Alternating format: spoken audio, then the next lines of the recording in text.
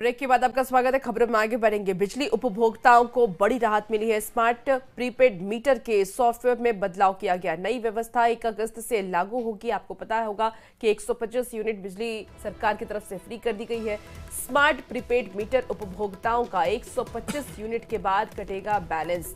तो 125 यूनिट बिजली खपत होने तक स्मार्ट मीटर उपभोक्ताओं की नहीं कटेगी बिजली। अगर 10 दिन में उपभोक्ता 125 यूनिट बिजली खपत कर लेता है तो 11वें दिन से बैलेंस कटना शुरू होगा। एनर्जी चार्ज और फिक्स चार्ज भी इसमें शामिल है। बड़ी खबर आपको बता रहे हैं। ज्यादा जानकारी के साथ न्यूज 18 संवाददाता इस वक्त हमारे साथ संजय जुड़ गए हैं। संजय, 1 अगस्त से बड़ा बदलाव होने वाला है। 125 यूनिट के बाद ही प्रीपेड मीटर सॉफ्टवेयर में बिजली आना शुरू होगा। क्या कुछ जानकारी है? उसके बाद से ही बिजली कटेगा?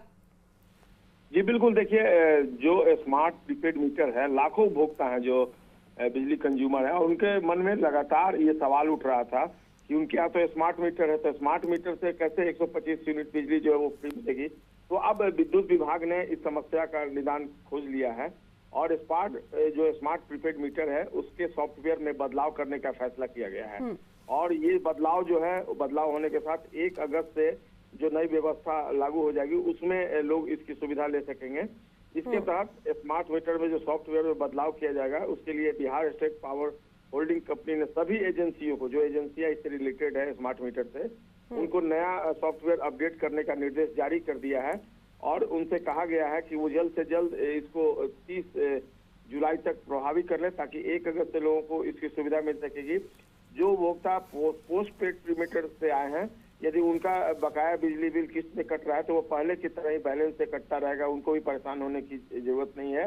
स्मार्ट प्रीपेड मीटर के जिन उपभोक्ताओं का पहले से कोई बकाया बिजली बिल नहीं है, उनका 1 अगस्त से 125 यूनिट बिजली जब खपत हो जाएगा उसके बाद से बैलेंस कटना शुरू होगा। यानी 125 यूनिट तक वो फ्री बिजली लेंगे और जैसे ही 126 यूनिट उनका शुरू होगा उसके बाद तो उनको उसके लिए पैसा देना होगा। तो निश्चित तौर पर जो बड़ा राहत दिया गया है, जो बड़ी राहत मिली है बिजली उपभोक्ताओं को, उसमें ये बदलाव आएगा 1 अगस्त से। और ये कहीं ना कहीं जो करोड़ों बिजली उपभोक्ता हैं उनके लिए एक बड़ी सौगात है बिहार सरकार की। ठीक है संजय, आप नजर बना के रखिए। अपडेट लेंगे। बहुत शुक्रिया जानकारी के लिए।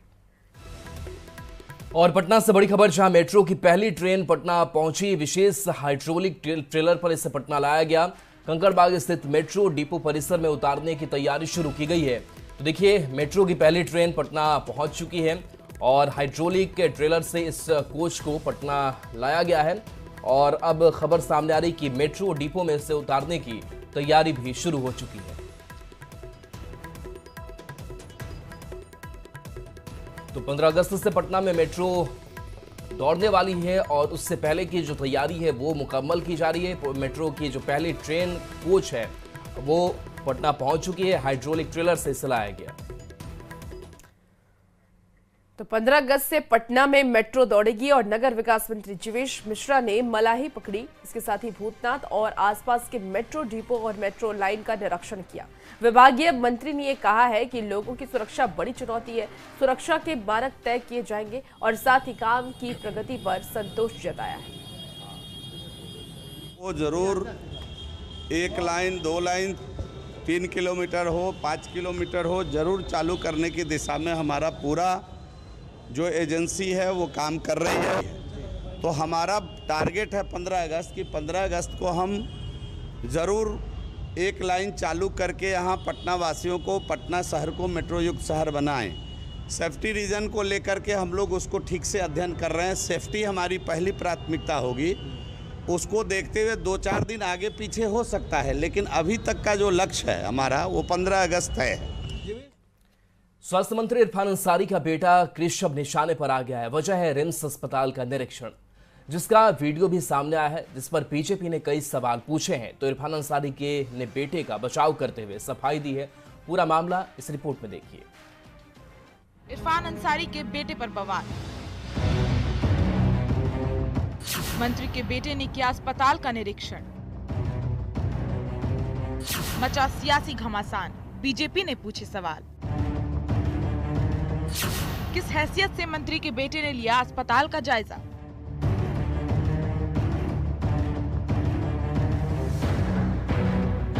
अपने बयानों को लेकर अक्सर सुर्खियों में रहने वाले झारखंड के स्वास्थ्य मंत्री इरफान अंसारी का बेटा भी अब सुर्खियों में आ गया है। जी हां, अब मंत्री जी का बेटा अस्पताल का निरीक्षण करने निकल गया है।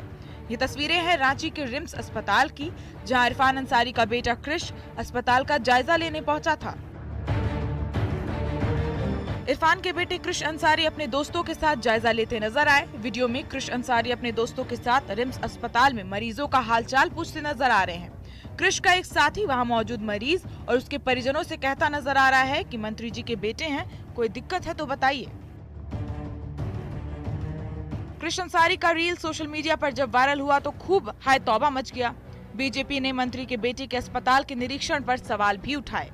देखिए, इससे पता चलता है कि जो वर्तमान सरकार है, इस सरकार के चाल चरित्र और चेहरा कैसा है। माल महाराज का मिर्जा खेले होली, बाप मंत्री है और बेटा इस तरीके का कुकृत्य में लगा हुआ है। ये सीधा सीधा असंवैधानिक काम है और इस पर कार्रवाई लेना चाहिए। वह इस मामले में मंत्री इरफान अंसारी ने भी सफाई दी है। उन्होंने कहा कि वो सामान्य शिष्टाचार और मानवता के नाते अस्पताल गए थे। क्या मंत्री का बेटा अस्पताल नहीं जा सकता? क्या मदद करना भी अपराध है? क्रिश बार बार मुझसे एक ही सवाल कर रहा है, पापा क्या लोगों की मदद करना गुनाह है? क्या किसी की तकलीफ देखकर मदद करना नेतागिरी कहलाता है? ये सवाल मुझे भीतर तक तोड़ देता है। मेरा बेटा ना तो किसी किसान को गाड़ी से कुचलता है और ना ही सत्ता के नशे में इंसानियत भूल जाता है।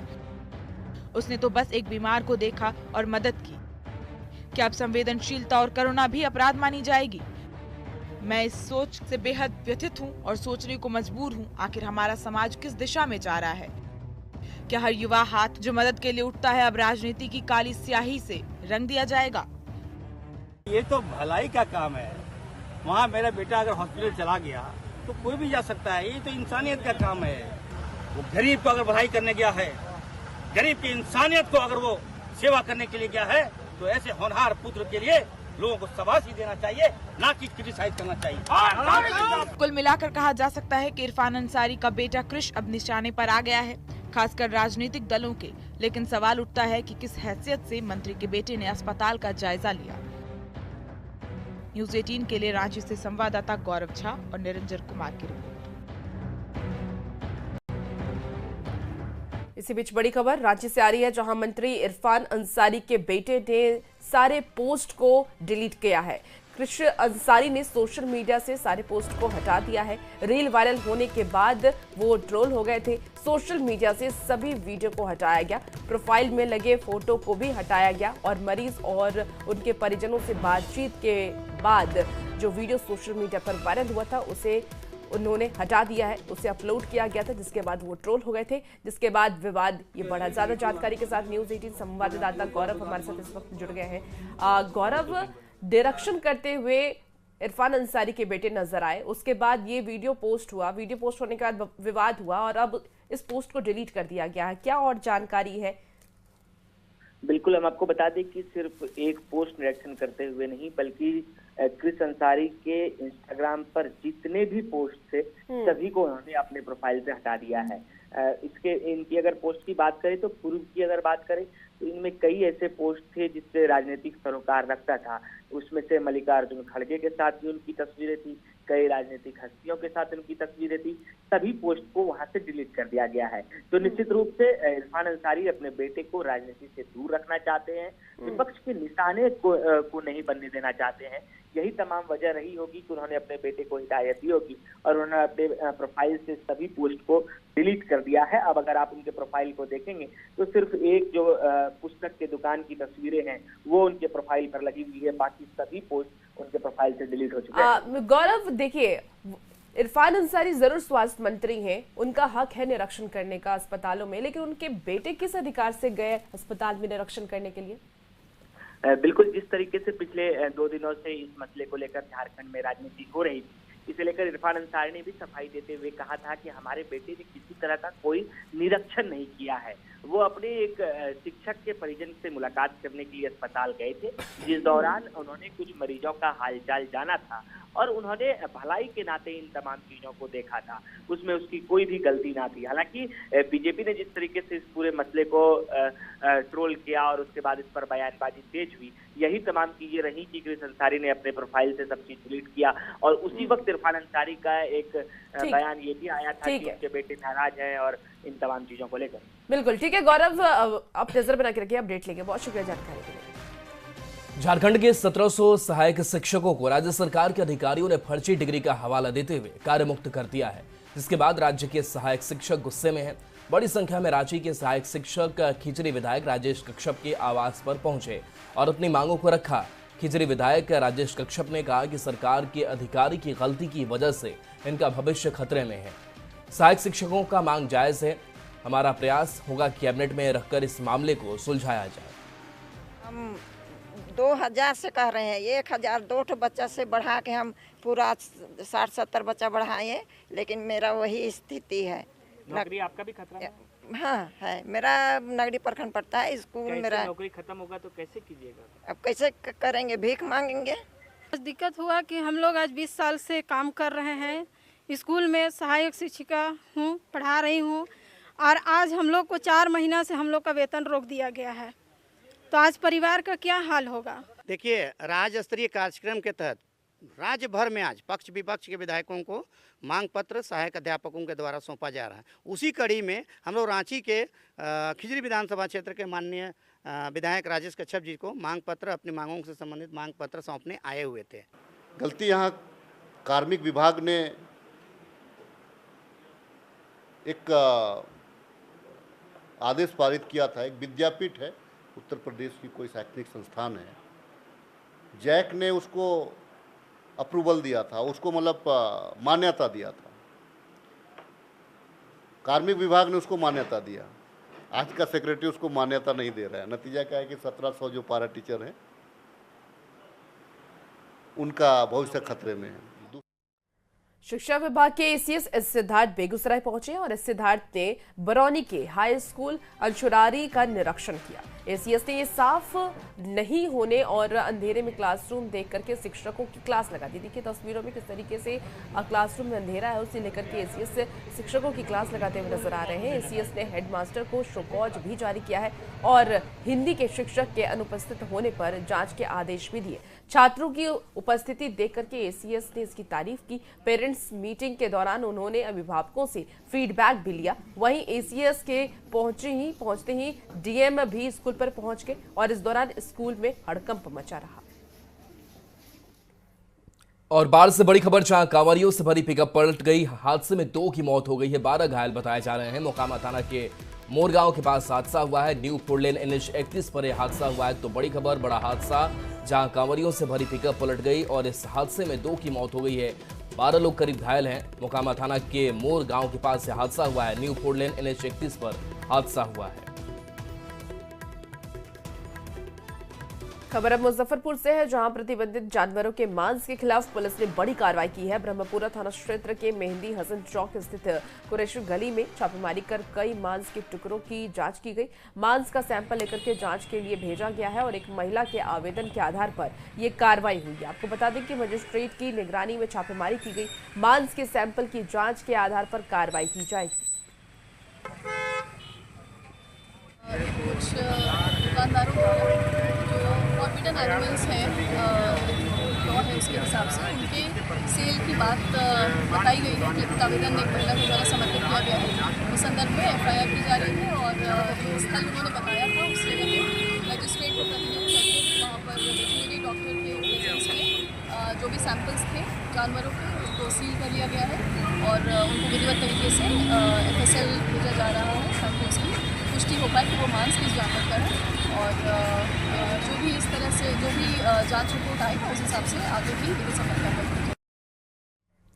खबर सुपौल से है, जहां पुलिस ने 3 आपराधिक मामलों का खुलासा किया है। पुलिस ने लूट मामले में 4 अपराधियों को गिरफ्तार किया है। उनके पास से लूटी गई बाइक, मोबाइल, देसी कट्टा और कारतूस को जब्त किया गया है। वहीं चोरी मामले में अंतरजिला गिरोह के अपराधी रमेश यादव को गिरफ्तार किया गया। पुलिस ने किशनपुर थाना इलाके में स्कॉर्पियो कार से 891 लीटर नेपाली शराब को बरामद किया है। टीम के द्वारा रेड किया गया और इस पे जो लूट जो पहले हुआ था उस पे सम्मिलित 4 लोगों को गिरफ्तार कर लिया गया है। इसके पास से एक देशी कट्टा, 2 जिंदा कारतूस और 3 मोबाइल बरामद किया गया है और पूछताछ के क्रम में इनके द्वारा सूचना निशानदेही के आधार पर जो लूटा गया मोटरसाइकिल जो है वो भी बरामद किया गया है। और अब खबर दरभंगा से है, जहां अतिक्रमण पर प्रशासन का बुलडोजर चला है। दरअसल आपको बता दें कि दोनार में रेलवे गुप्ती पर आरओबी का निर्माण किया जा रहा है और जिसके कारण अतिक्रमण से सड़क की चौड़ाई बहुत कम होने से आरओबी के काम में काफी कठिनाइयां हो रही हैं, जिसे लेकर के प्रशासन ने कार्रवाई करते हुए सड़क पर अतिक्रमण किए पक्के और कच्चे मकान को ध्वस्त कर खाली कराया है। और इस दौरान पुलिस को दुकानदारों और अतिक्रमणकारियों का विरोध का भी सामना करना पड़ा। हम रहता है दोनार में बस स्टैंड लगाया हुआ है, इस बस स्टैंड भी हटा दे तो सीओ साहब का मेहरबान है कि कम से कम आज जागे हैं सीओ साहब कि कम से कम रास्ता पैरा क्लियर हो रहा है। ये जनता के लिए भलाई का काम कर रहे हैं। वर्षों से इसी फुटपाथ पर कुछ न कुछ बेचकर अपना जीविकोपार्जन कर रहे थे। इससे पहले भी अतिक्रमण आई तो हम लोगों को करके नाला के इस पार दे दिया गया, फिर से हम लोग जो है सुई किए, उसके बाद कोई किसी तरह की सूचना नहीं दी गई है और अचानक अभी जो इस तरह का औजार पुजार तोड़ फोड़ जो है हुई है। खबर भागलपुर से है, जहां पूर्व केंद्रीय मंत्री अश्विनी चौबे ने सैंडिस कंपाउंड में स्थापित क्लीवलैंड मेमोरियल को गुलामी का प्रतीक और विदेशी दास्ता बताते हुए इसे तुरंत हटाने की मांग की है। अश्विनी चौबे ने कल जिला प्रशासन को चेतावनी देते हुए कहा कि अगर 10 दिनों के भीतर इस स्मारक को नहीं हटाया गया तो वे इसके खिलाफ जन आंदोलन शुरू करेंगे। अश्विनी चौबे ने सवाल उठाया कि जिस अंग्रेज अधिकारी ने स्वतंत्रता सेनानी तिलका मांझी को फांसी दी उसका स्मारक क्यों बना हुआ है। हमें तिलका मांझी भागलपुर चौक के बगल में आप देख सकते हैं कि क्लीवलैंड मेमोरियल जो है इसे बना दिया गया है। पिछले कई सालों से जो है यहाँ पर क्लीवलैंड मेमोरियल करके लिख दिया गया है और यहाँ पर यह स्थापित कर दिया गया है कि क्लीवलैंड जो भागलपुर के प्रथम डीएम हुआ करते थे अंग्रेज शासन के दौरान, उनको का मेमोरियल यहाँ पर बना दिया गया है। जबकि यहाँ पर स्वामी विवेकानंद भी आए थे और उनकी प्रतिमा जो है गेट के पास लगी हुई है। वहीं अब जो है इसको लेकर पूर्व केंद्रीय मंत्री अश्विनी चौबे ने सवाल खड़े किए हैं। वहीं भागलपुर की जो मेयर है उनसे कहा है कि इसे आप यहां से तुरंत हटाएं, क्योंकि अंग्रेजों के द्वारा जो अत्याचार किए गए थे देशवासियों पर, उनकी कोई स्मृति जो है यहां पर नहीं होनी चाहिए। यहां पर तिलका मांझी जो है स्वतंत्रता सेनानी, उनका चौक है, यहीं पर उनको जो है अंग्रेजों ने फांसी दी थी, जबकि यहाँ पर ये मेमोरियल बना दिया गया है। उन्होंने कहा कि अगर नगर निगम इस पर कार्रवाई नहीं करता है तो वह खुद जो है इसको यहाँ से उखाड़ के फेंक देंगे।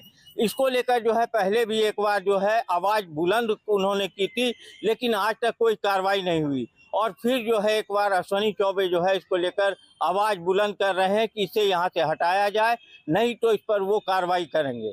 अब देखने वाली बात है कि जिला प्रशासन और नगर निगम प्रशासन इस पर क्या कार्रवाई करती है। आशीष रंजन, न्यूज 18 भागलपुर। सारण और चंपारण वासियों को केंद्र सरकार ने बड़ी सौगात दी है। गंडक नदी के नारायणी घाट पर 6 करोड़ की लागत से इलेक्ट्रिक शवदाह गृह बनेगा। बीजेपी बिहार के प्रदेश महामंत्री मिथिलेश्वर तिवारी ने केंद्र सरकार से इसकी मांग की थी। आपको बता दें कि डुमरिया घाट की पौराणिक मान्यता है, जिसकी वजह से बड़ी संख्या में सारण और चंपारण के लोग मोक्ष की प्राप्ति के लिए राम और सीता घाट पर आते हैं। ज्यादा जानकारी दे रहे न्यूज 18 संवाददाता गोविंद कुमार।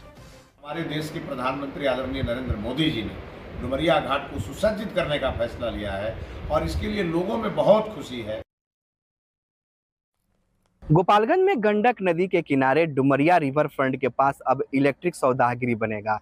केंद्र सरकार ने इसके लिए मंजूरी दे दी है और राशि का भी आवंटन हो चुका है। इलाके के पूर्व विधायक और बीजेपी के नेता मिथिलेश तिवारी ने इसके लिए पहल की थी।